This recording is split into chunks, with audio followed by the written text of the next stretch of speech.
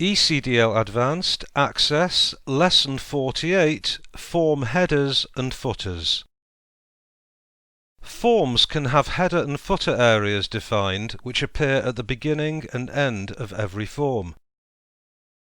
Page headers and footers are only seen when the forms are printed and appear at the top and bottom of every printed page. Data fields can be added to header and footer areas. These can include fields from the field list or the date and time.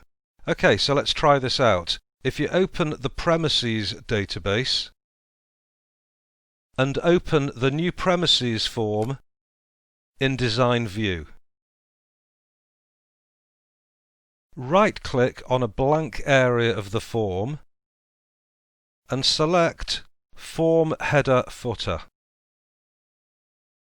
The form now has two new areas, a form header area above the detail and a form footer area below.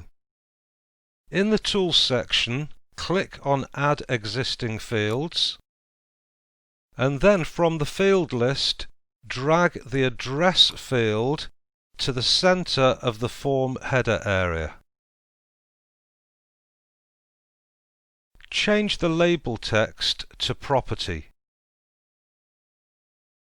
To insert the date, make sure the Design tab is displayed and click the Date and Time button in the Header-Footer group.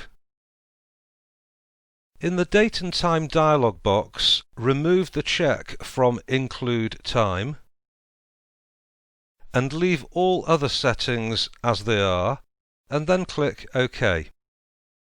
The date is now inserted as a field. Switch to Form View,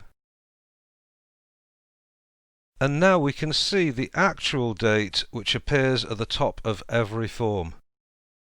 OK, close the form, save if prompted, and then close the database. OK, that's Lesson 48, Form Headers and Footers, and I look forward to seeing you next time when we'll be discussing command buttons. OK, I look forward to seeing you then.